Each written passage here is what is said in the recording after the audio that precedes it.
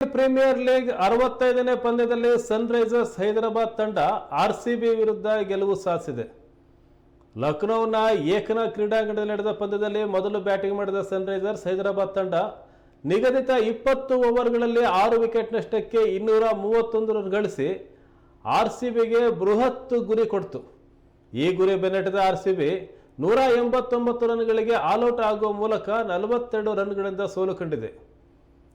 ಇಲ್ಲಿ RCB play ಆಫ್ಗೆ ತಲುಪಿದೆ. ಆದರೂ ಅಂಕಪಟ್ಟಿಯಲ್ಲಿ ಅಗ್ರ 2ರಲ್ಲಿ ತಮ್ಮ ಸ್ಥಾನವನ್ನು ಭದ್ರಪಡಿಸಿಕೊಳ್ಳೋಕೆ ಉಳಿದ 2 ಪಂದ್ಯವನ್ನು ಗೆಲ್ಲಲೇಬೇಕಾಗಿತ್ತು. ಈಗ ಆರ್ಸಿಬಿ ಇತರೆ ತಂಡಗಳ ಫಲಿತಾಂಶವನ್ನು ಅವಲಂಬಿಸಬೇಕಾಗುತ್ತೆ. ಆರ್ಸಿಬಿ ಪರ Phil Salt 62 run, Virat Kohli 43 run ಗಳಿಸಿ ಉತ್ತಮ ಆರಂಭ ತಂದುಕೊಟ್ರು.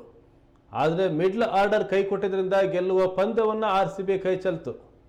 ಮಯಾಂಕ್ ಅಗರ್ವಾಲ್ 11, ಪಾಟೀದಾರ್ 18, ಜಿತೇಶ್ ಶರ್ಮಾ 24 ರನ್ ಗಳಿಸಿದ್ದು ಬಿಟ್ಟರೆ ಉಳಿದವರು ಯಾರೂ 2 ಅಂಕಿ ದಾಟಿಲ್ಲ.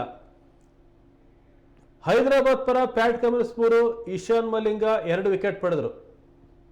ಹೈದರಾಬಾದ್ ಪರ wicket keeper batsman Ishan Kishan 48 ಎಸೆತದಲ್ಲಿ ಅಜೇಯರಾಗಿ 94 ರನ್ ಗಳಿಸಿದರು. ಇಲ್ಲಿ ಇಶಾನ್ ಕಿಶನ್ ಆಡಿದ ಆಕ್ರಮಣಕಾರಿ ಆಟಕ್ಕೆ ಆರ್ಸಿಬಿ ತಂಡ ಮಂಡಿಯೂರಿದೆ.